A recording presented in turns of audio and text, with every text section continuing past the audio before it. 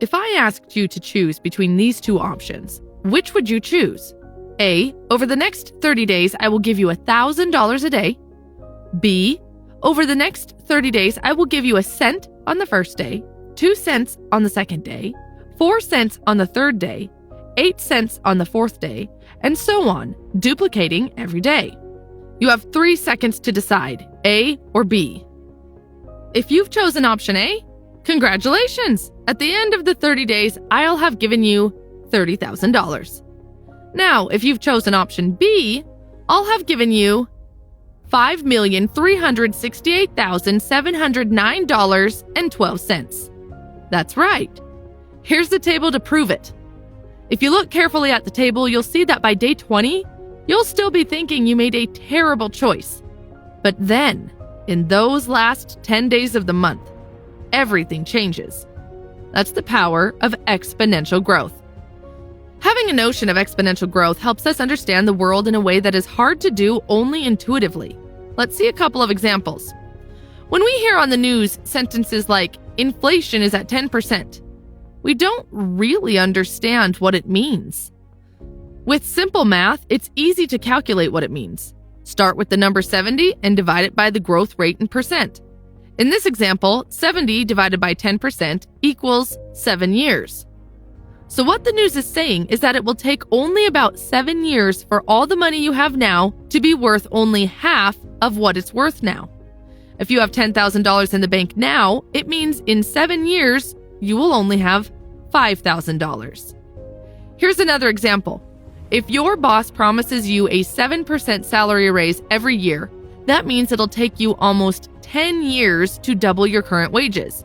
70 divided by 7% equals 10 years. So here's what all these mean for you. When it comes to exponential growth, do not trust your intuition. You don't have any. Accept it. We humans are evolved to understand linear growth, not exponential. What really helps is a calculator or the rule of 70, which we just discussed above. The rule of 70 is not 100% accurate. It's just a quick way to understand what the growth rates mean. The ancient Persians were well aware that people struggled with percentage growth rates. Here's an interesting story. There was once a wise courtier who presented the king with a chessboard. Moved by the gift, the king said to him, "Tell me how I can thank you." The courtier replied, "Your Highness, I want nothing more than for you to cover the chessboard with rice, putting 1 grain of rice on the first square, and then on every subsequent square, twice the previous number of grains." The king was astonished. "It's an honor to you, dear courtier, that you present such a modest request. But how much rice is that?" The king guessed about a sack. Only when his servants began the task, placing a grain on the first square, 2 grains of rice on the second square, 4 grains of rice on the third, and so on, did he realize that he would need more rice than was growing on Earth. So the lesson number 1 in this video is, never trust your intuition when it comes to exponential growth rates. Use a calculator or the rule of 70. Lesson number 2, sunk cost fallacy. When I was studying at the university, I decided to start dressing well. So one of the first things I did was buy expensive shoes. I wasn't a rich student, so it was quite a big deal for me. I went to the store with my close friend and chose the shoes together. After a few days, I realized that I didn't really like the shoes, and they felt very uncomfortable. I told my friend about the situation, and he offered to buy it for half the price. But I said no. So I kept wearing them despite the fact that they were uncomfortable and didn't really go well with the rest of my clothes. Finally, after a few weeks, I couldn't take it anymore and stopped wearing them. But I always kept them on the shelf in the entrance. For years, I carried those shoes from one house to another, and for years, they occupied space on the shelf. Not just that. Every time I entered or left the house, I saw them in the entrance, and they made me feel bad. But I still kept them. I couldn't simply throw them away or give them to someone. Why? Because I paid so much money for them. What happened to me is something called sunk cost fallacy. It's the tendency to value the energy we've already invested or the money we've already spent and ignore the energy or money we'll lose in the future. In other words, we keep our focus on the past instead of on the future. The sunk cost fallacy is one of the most common cognitive biases we fall victim to. For example, you have a toxic relationship, but you can't end it because you have given years to that relationship. You have old clothes in your wardrobe that you don't wear anymore, but you still keep them despite the fact that you will probably never wear them again. You buy a food that turns out to be a terrible choice, but you still eat it because you paid money for it.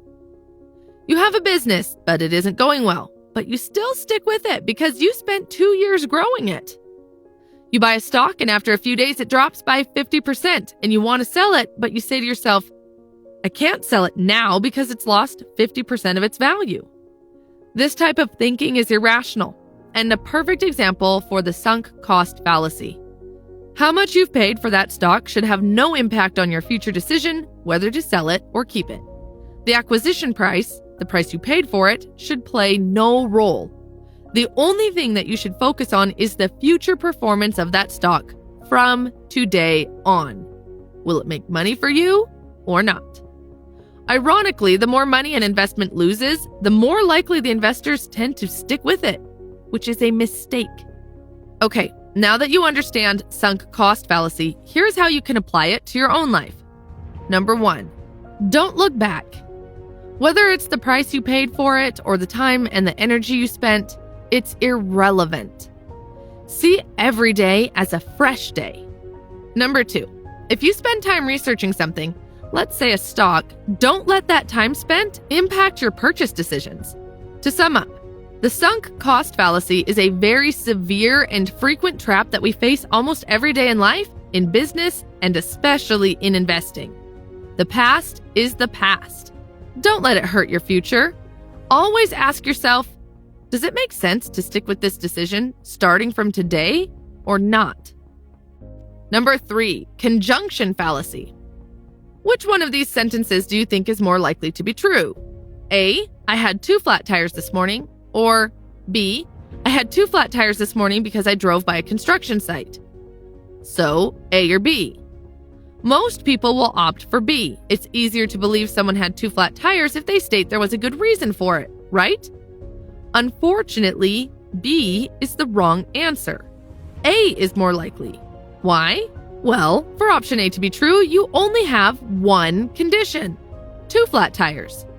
Now, for option B to be true, you have to fulfill 2 conditions: 2 flat tires and driving by a construction site. The more conditions that need to be met, the less likely things are to happen. For example, a lot of people travel every year. Fewer people than that travel to Europe. Even fewer people travel to Europe on business. Even fewer travel to Europe on business at the end of the year, and so on. The more conditions that need to be met, the smaller the probability of it happening. Why do people choose B then? Because of something called the conjunction fallacy. It happens when a subset seems larger than the entire set. We're easy prey for the conjunction fallacy because we have an innate attraction to harmonious or plausible stories. If someone tells you they had 2 flat tires at the same time, you'll think, I bet they're lying. But if they give you a good story why that happened, you tend to believe them. And a lot of people use that to manipulate you. Who? Well, screenwriters and authors do that, for example. When we watch or read a story, the more detailed it is, the more believable we deem it to be. While a very general story falls flat and doesn't feel real, even though that general story is much more likely to have happened in real life than the specific one. Authors know that, so they add details to make fiction sound believable. Or somehow you see yourself crying as you watch an alien movie. Now, that's harmless manipulation. You know who else uses that to manipulate you? Salespeople, politicians, gurus. So what can you do to avoid being manipulated? With important decisions, remember that we have a soft spot for plausible stories. When someone tries to tell you a story in order to convince you of something, watch out for convenient details and happy endings. Remember, people will use any strategy they can to get you to do what they want. 4. Illusion of attention. In the 1990s, Harvard cognitive psychologists Daniel Simons and Christopher Chabris filmed two teams of students passing basketballs back and forth. In the video, one team wore black t-shirts, the other white ones. Viewers were asked to count how many times the players in the white t-shirts passed the ball. Both teams move in circles, weaving in and out, passing back and forth. In the middle of the video, something bizarre happens. A student dressed as a gorilla walks into the center of the room, pounds his chest, and promptly disappears again. When the video ends, you are asked if you noticed the gorilla.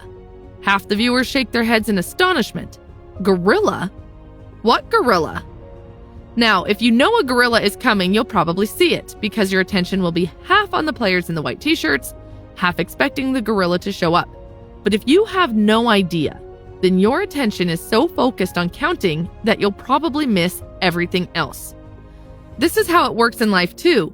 You think you're attentive and perceptive and taking in everything that goes on around you. But the truth is that you only notice properly the things that have your attention focused on. Life is as hectic as that video with basketball players and the gorilla. Something unusual can be huge, but we may still not see it. Being big and distinctive is not enough to be seen. The unusual and huge thing must be expected in order to be seen. This means that there might be huge things happening in your life right now that you're failing to notice, just because you're not looking out for them. For example, have you ever heard someone say, "I used to work so much that I didn't notice my marriage was falling apart. I almost couldn't save it." You might think, how could they not notice their marriage problems? It's such a big part of our lives, isn't it?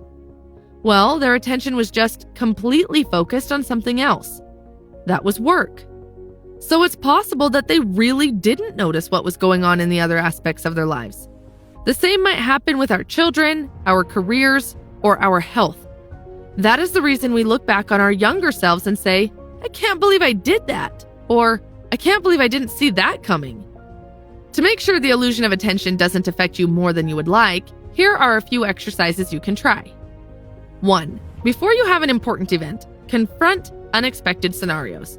For example, what would you do if two of your managers started a big argument during your presentation tomorrow? Imagining absurd scenarios might help you see things from a different point of view and broaden your attention. 2. Meditate. Meditation helps you stay focused and clear-headed. 3. If you feel someone is trying to convince you or manipulate you, but you can't see why, hold back and wonder what they are not saying. Pay attention to silences as much as to noises. 4. Be in the present. Avoid allowing your mind to wander and try to think more about the events and people around you now than the past or the future. 5. Decision fatigue and information bias. Making decisions is exhausting even when they're nice decisions. Have you ever tried to choose a hotel based on their comparisons on travel websites? Planning a trip is a perfect example of a positive situation that leaves us completely exhausted after all the comparing, analyzing, and choosing. This is called decision fatigue. Decision fatigue can be used against you. Many companies know that. If they get you tired of trying to choose between their products, you might end up not buying anything. They don't want that to happen, and that's why companies and stores are very selective about which products they offer you and very dedicated to facilitating your decision process. And here's where it gets dangerous to you. If you're tired because of decision fatigue, you get more susceptible to advertising and convincing. A persuasive sales clerk, and that's it. You've made an impulse buy you'll definitely regret later. So what can you do? If possible, choose to make important decisions in the morning when you are rested. If you can, choose mornings for situations where other people will have to decide things for you too, such as asking your boss for a salary raise. Make sure that your head and body are rested when you go shopping. The same goes for going to the bank or any other place where you'll have to make important decisions. Be always aware that the more options and choices you offer, the less likely that people will choose or take an action. When it comes to choices, less is more. For example, if I ask you to like this video, comment, subscribe to my channel, and share this video, it's more likely that you won't do any of it. I have a higher success rate if I ask just one thing, such as, if you're enjoying this video, hit that like button. 6. Social loafing. Have you ever noticed that if you are in a meeting with 3 people, you are much more likely to participate in the discussion compared to a meeting with 20 people? This is not only about shyness or exposure, it also happens because our brain understands that the more people working for a certain goal, the smaller each person's share of the effort needs to be. Scientists call this effect social loafing.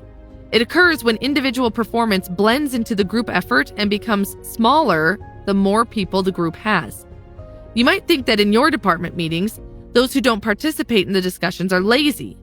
That's not the case.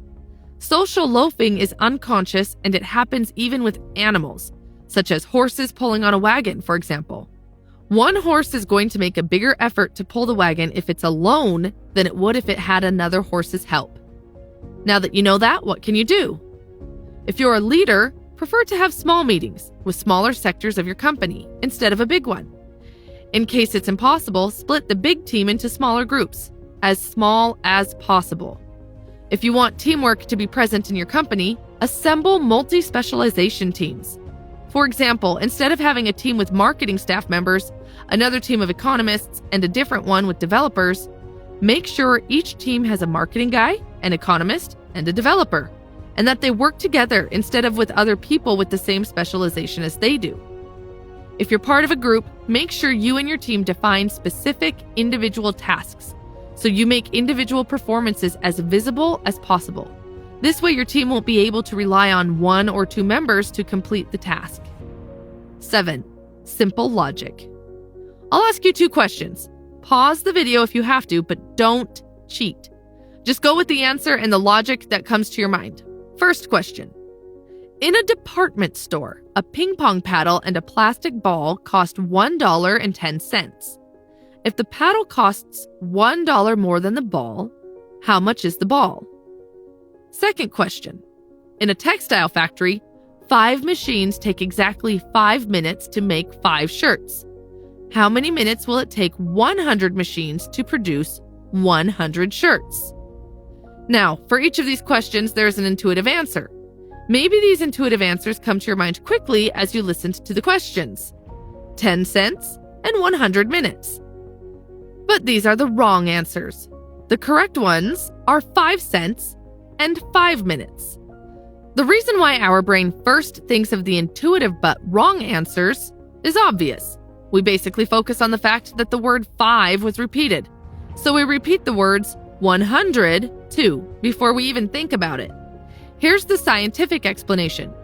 Thinking is more exhausting than sensing, so we tend to give in to intuition unless more effort is really required. This is quite easy to understand, but how it affects your life is harder to guess. Our intuition often prevents us from analyzing questions further, making us decide things based on emotion more than logic. This is true not only for silly logic problems, but also for big life decisions. So what can you do? If you feel very strongly about a subject, don't give in to intuition. Stop for a minute and ask yourself if you're allowing your emotions to cloud your logic. When you're shopping, a sales clerk might act hurriedly to influence you to make impulse purchases before you have time to think about them. Sales websites do this too by setting sales countdowns such as, "You have 3 minutes to enjoy this discounted price." Remember, you don't have to decide anything in a hurry. Even if your intuition tells you to buy something, take a few minutes to think about it logically. But never forget, not everything can be decided with logic, and sometimes it even shouldn't be done. If you've tried but can't find a logical reason to ignore a strong intuition, don't ignore it. Our emotions are also fine-tuned to protect us. 8. Social comparison bias. Let's suppose you work as a secretary. You are very aware of your skills and flaws. For example, you know that you are extremely organized and a great speaker, but you're still struggling with your French speaking skills and you're not very detail-oriented. One day, your boss realizes that you've been overloaded, and in order to relieve the burden on your shoulders, he asks for your help to hire another secretary, someone who will be your assistant from now on. The first candidate, Jordan, is a little clumsy and nervous, but he's very organized, just like you, and he admits he completely relates to your struggle with French. The second candidate, Barbara, looked very confident, and has been fluently speaking French with your boss ever since she stepped foot into the office. When your boss asks you who you like the most, do you choose Jordan or Barbara? If you're like most people, you've chosen Jordan, the clumsy, insecure candidate who poses no threat to your job because his French is as poor as yours. You might think this decision comes from insecurity, competitiveness, envy, smartness, or even from fear. Yes, those can be factors in play, but it all starts with the social comparison bias, the tendency to withhold assistance to people who might outdo you, even if you end up being harmed in the long run. But you're just caring for your job, you might say. Well, tell yourself that when your company starts losing all their clients from French-speaking countries because you failed to communicate properly with them. Social comparison bias is harmful to companies, to science, and even to friendships and love relationships. Guy Kawasaki, a business advisor, says, A players hire people even better than themselves. B players hire C players so they can feel superior to them. And C players hire D players. In other words, if you start hiring B players, expect you'll end up with Z players. What can you do then? Hire people who are better than you as often as you can. Help people thrive. The more you help others, the better the world around you becomes. You'll reap the consequences of that too. Be happy with other people's success. Your friend is making more money than you? Great! Your coworker has been promoted? Awesome! The best thing to do is to learn from them so you can be more successful too. And that was the last one. Thanks for watching until the end. Have a nice day.